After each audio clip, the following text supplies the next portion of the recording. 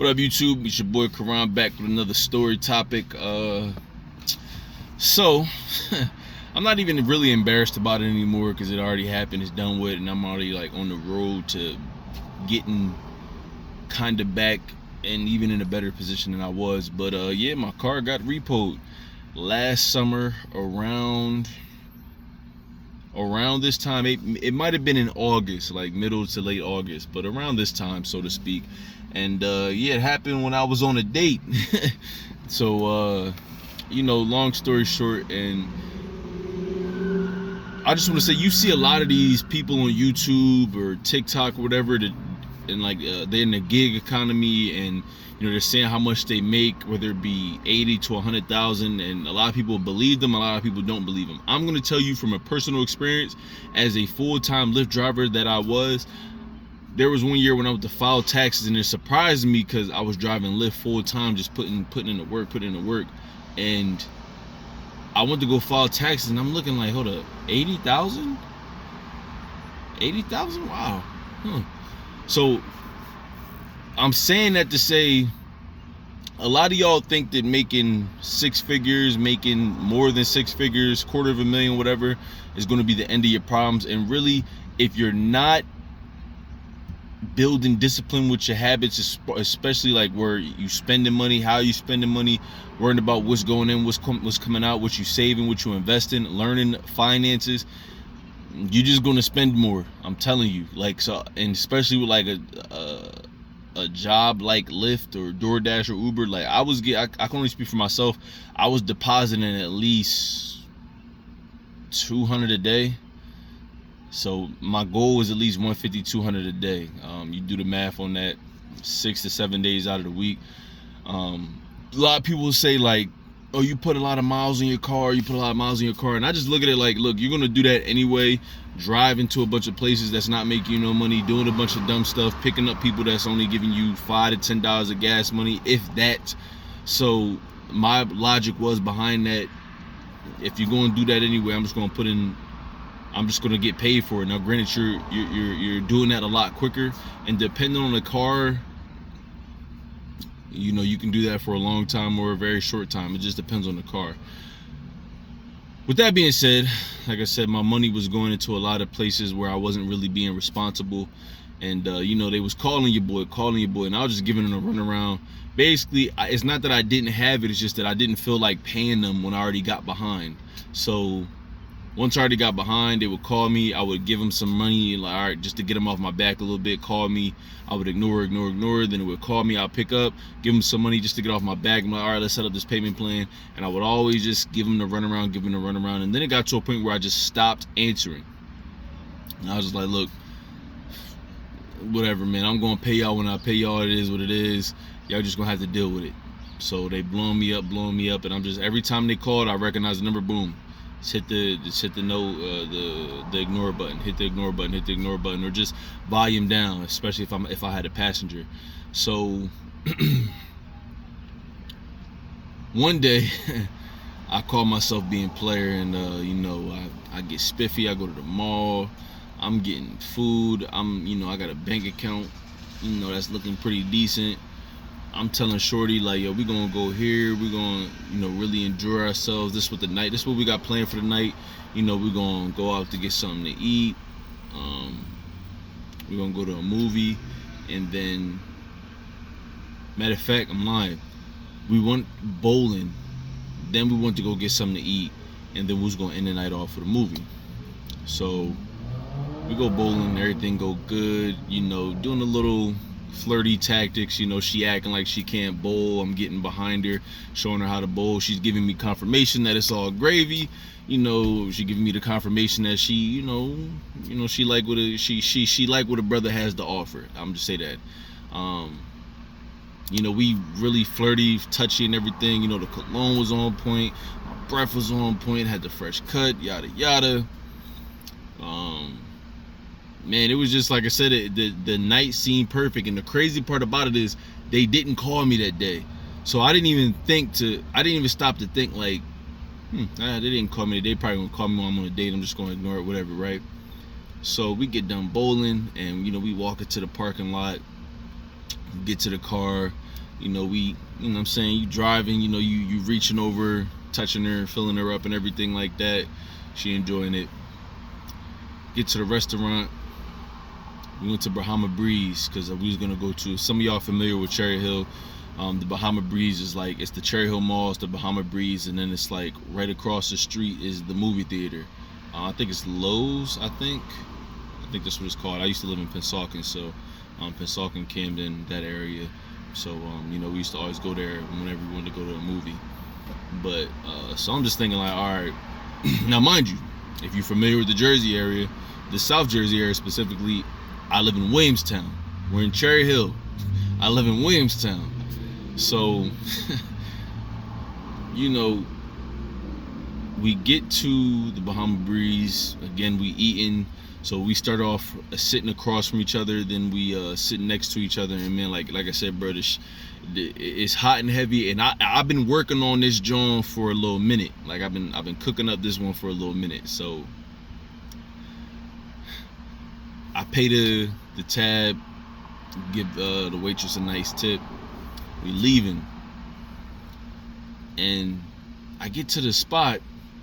I'm like, yo, it's odd. Like, could have swore I parked here. Parking lot, the parking space is empty. And she was like, hey, isn't that your car? Bro, I turn around.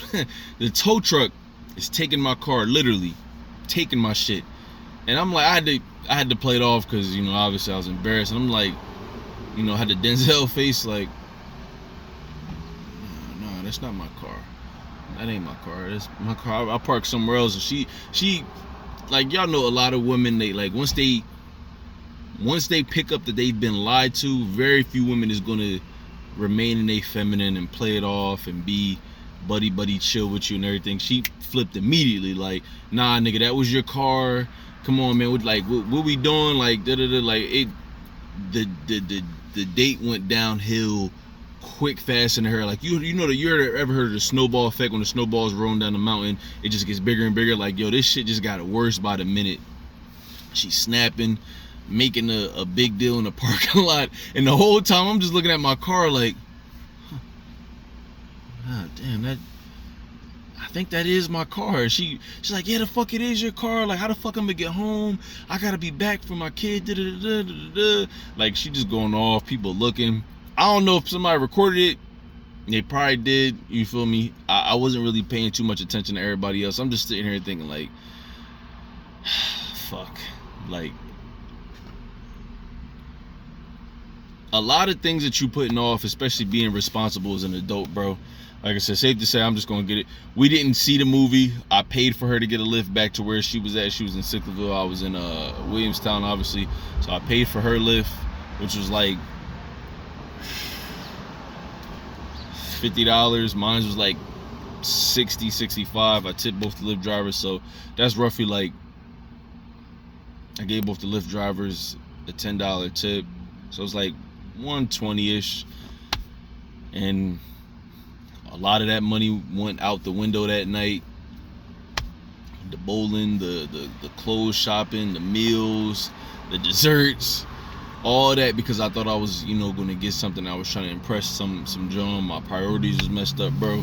And I'm just sitting here, I'm just thinking like, now I really could care less about it, because I was thinking about, it being embarrassing. I always used to tell people, like, when they asked me what happened in my car, like, I used to be like, oh, my car, I got into a little accident, and I knew the story wouldn't add up, because if you got into an accident, like, you're gonna have something to show for it, whether it be, if somebody rear-ended you and your car is really messed up, you're gonna get a rental, the insurance is gonna look out something. So I knew something eventually was off, but I just came clean. Like, my car was towed, and I remember one of my mentors was just like, oh, that's it. Like, because having a conversation with him about the whole situation, he was just like, look, trust me, everybody goes through it. So I understand you're embarrassed, and you ain't got to go around telling everybody your business, but trust me, everybody goes through getting their car towed. Everybody goes through getting their car repossessed.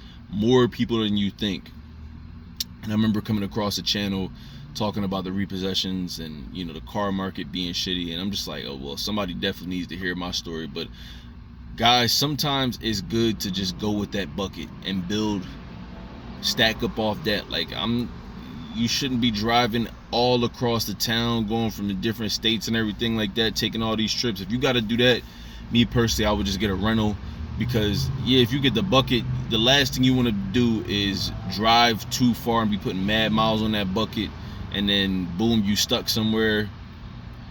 But to and from work, to and from the gym, if you really locked in on your gym and your fitness, to and from food shopping, maybe the mall if the mall's close enough and everything, but that's really just about it. But if you got to be going to New York or something like that, or going to Delaware, like I said, if you're in the open mic circuit like me, driving to different open mics, you might want to, depend on how far it is, you might want to get a rental for that day. They got Turo, hire car, but guys, them car notes ain't no joke, bro. And if you're gonna take on a car note, like I said, me personally, I would downsize my life to make sure that I'm not stressing. One, have a job, a stable job. And two, before you do it, make sure not only do you have the money for a down payment depending on your credit, but you have money to at least pay for 3 months. Just in case something happens. You feel me? You 3 months for that and 3 months for the insurance. And what you'll notice is, bro, like if you were to pay for a bucket up front, you won't have a monthly payment for that. I mean, granted, a lot of that stuff comes with car issues, but you'll just really be paying for your insurance and, maintenance when you need it, oil changes and whatnot. But yeah, I wish I would have listened to my pops. And like, look, it's lesson learned. Hindsight is 2020. When my pops was telling me, he was telling me like, yo, get a bucket, and then build off that. And then if you can, depending on what the monthly payment is, and your credit's a lot better, then, you maybe be able to finance a car or just, get a better car outright, maybe. I'm not sure if that's the smartest. Like I said, I'm not the most well-versed in financial literacy.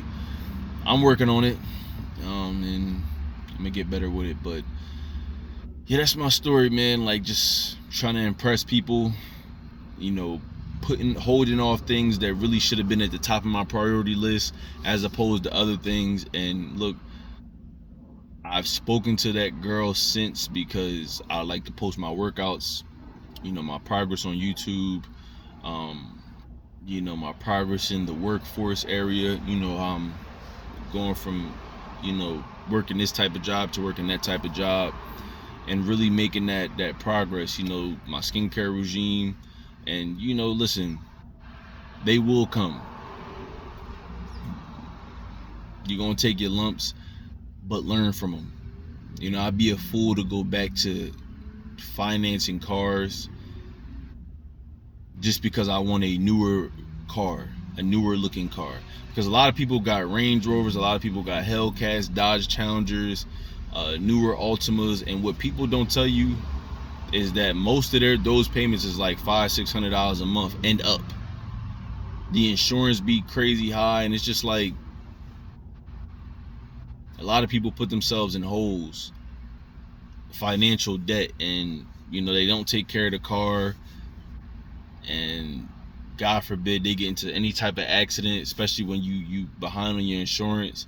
God forbid something happened to the car if you in between jobs, and it's a wrap, bro.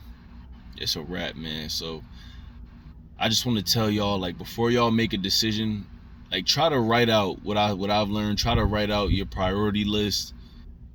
And when it comes to like dating and women and socializing and everything, I'm not saying don't have a social life or date, but it really should be low in the priority list. Because if you take care of the important things, like, making sure your bills is paid on time, making sure you got enough in your savings, making sure that, if something were to happen, that you would still be good for, say, at least 3 to 6 months. 6 months preferably, because jobs don't come easy, especially these days if you don't got a car. But a lot of that other stuff will come, especially prioritizing your health, your spirituality, and your character as a man or as a woman if you're watching this. And then like a lot of that other stuff, trying to impress people will be impressed that you're impressing yourself, and the ones that really matter. So my thing now is just, I impress myself by not living paycheck to paycheck, but having a really good amount from last paycheck to the next paycheck and just letting it build. And like, bro, when your money ain't funny, you just walk different.